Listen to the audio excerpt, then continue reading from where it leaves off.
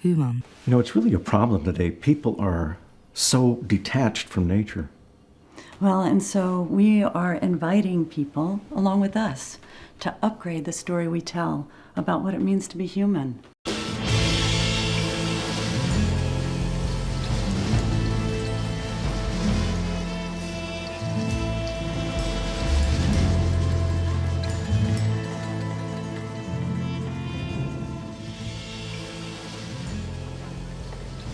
Ergens in de afgelopen eeuwen heeft de mens zich losgemaakt van de natuur.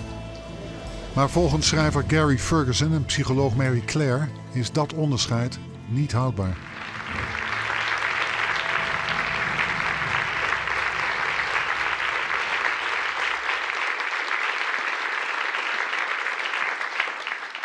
It is so good to be here. From Montana to the Netherlands, both of us for the first time.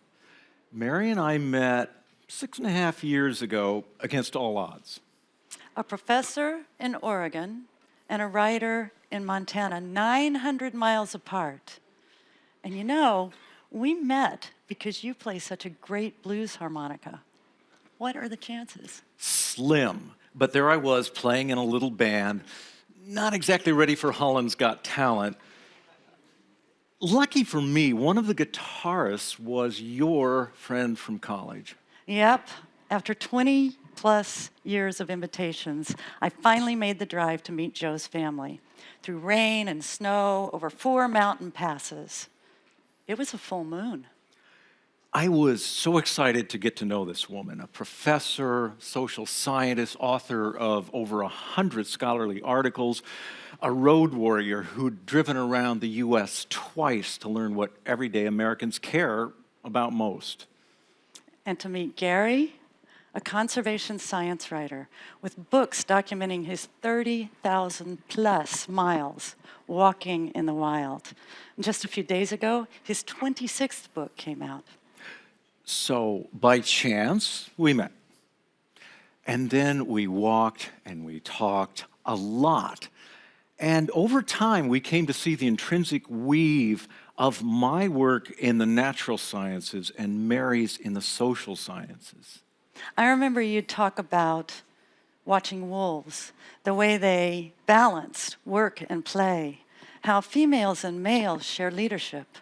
And you'd talk about how the social science shows that people who are in balance are more productive and healthier in their lives. So the combination of our disciplines just keeps showing us that we humans actually have everything we need for whatever is coming our way. We call it full ecology.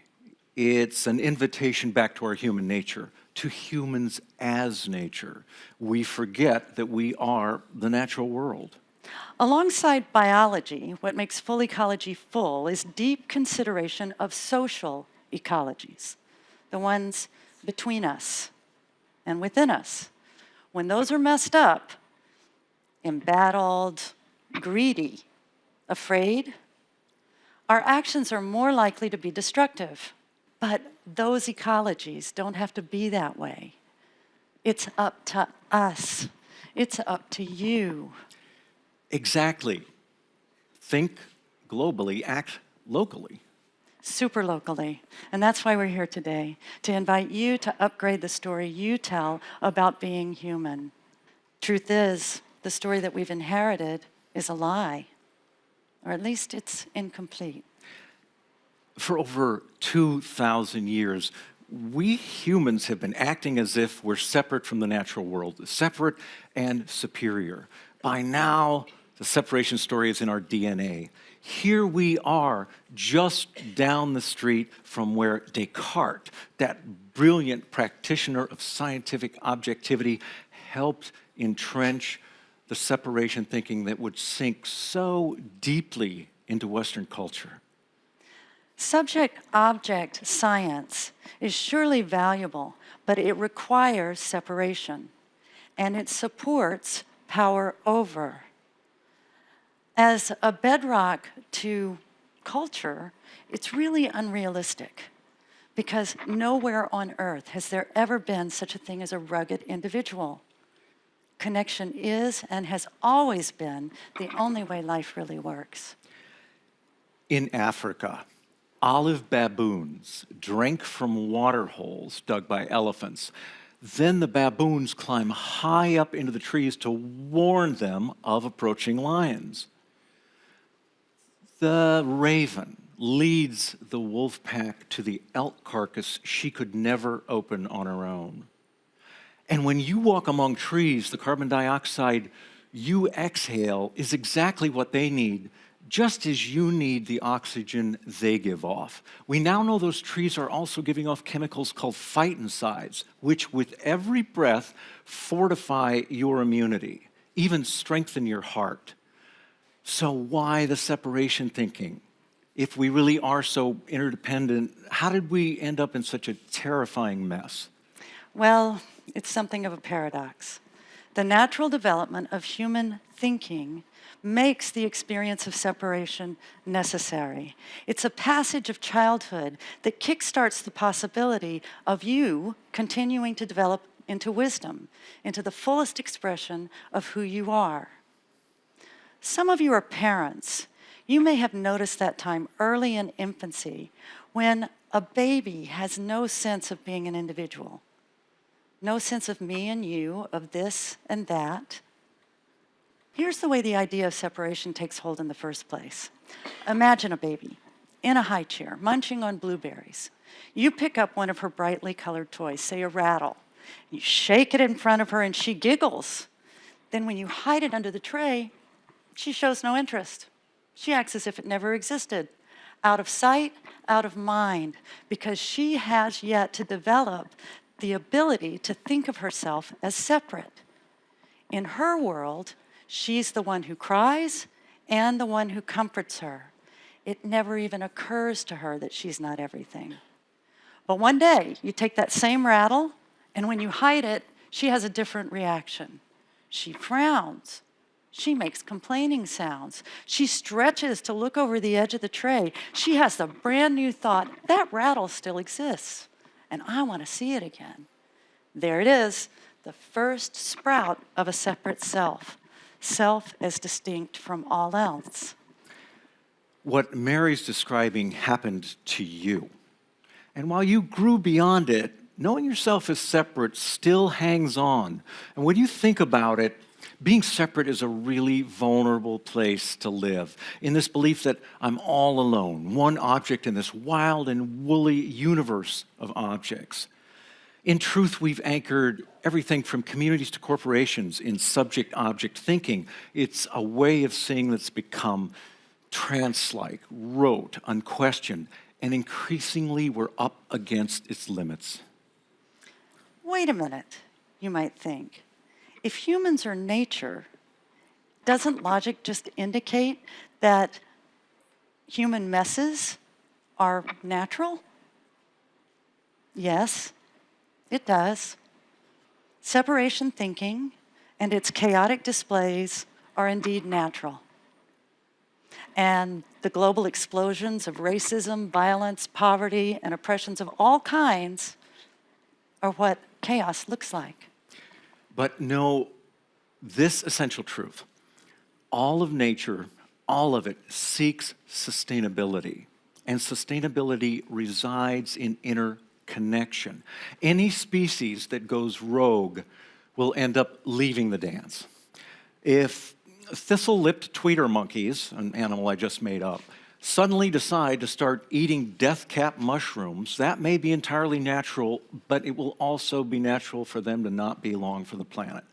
And when a culture is anchored in separation stories, it leads to chaos. It's unsustainable. Even at this festival, your separation stories can kick in. The data are dire. Your thoughts might strike up a chorus of, oh my God, we're doomed, or a rant against your favorite idiot country, or politician, or company. What we're saying is that it matters right now who you think you are. Full Ecology calls attention to how reflexively we tell ourselves we're separate, singular, isolated. Can we break the frame? To see wider? To know ourselves as fully in relation?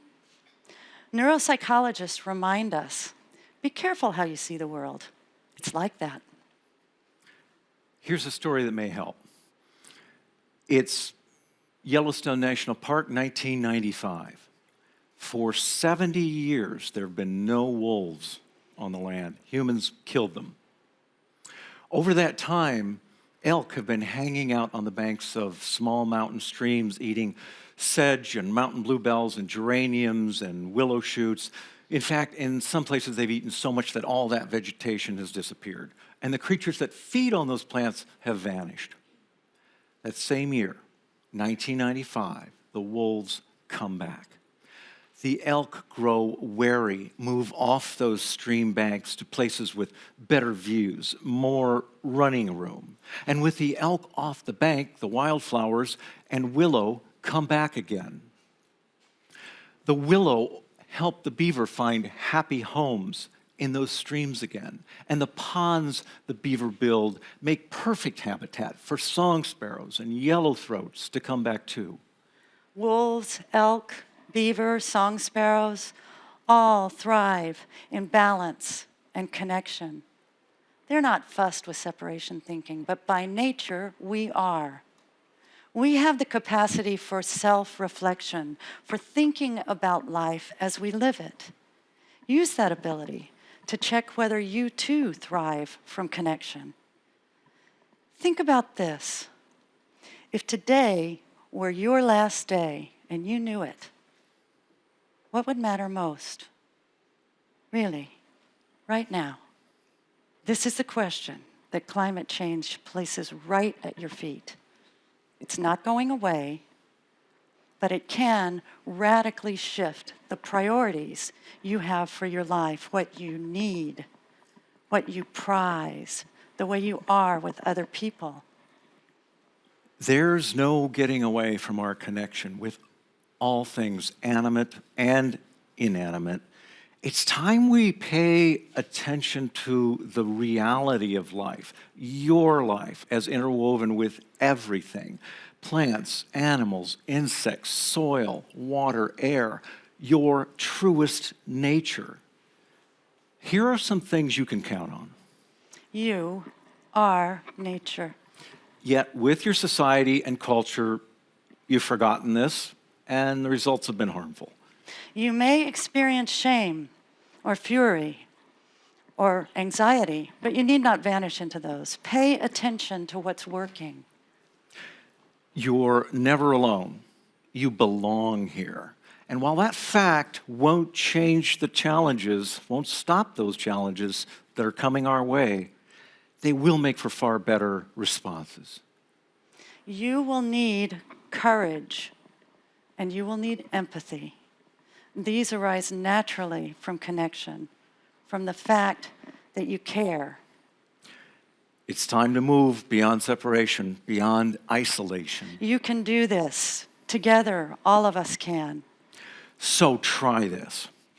Over the coming week, take every opportunity to check out this one question.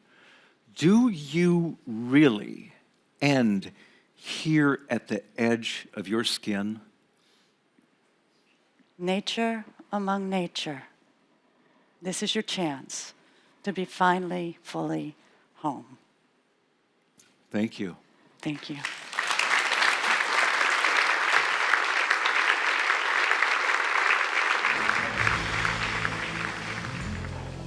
Ik denk dat het heel erg ten grondslag ligt zeg maar aan de problemen die we vandaag de dag zien met het klimaat en hoe we met de natuur omgaan. Is dat we een onderscheid maken tussen onszelf en de natuur. En dat we denken dat we zonder haar kunnen. En als wij op deze manier doorgaan met hoe we met de natuur omgaan, dat zal de tijd niet lang duren. Dus dat we toch op een bepaalde manier terug moeten naar onze natuur.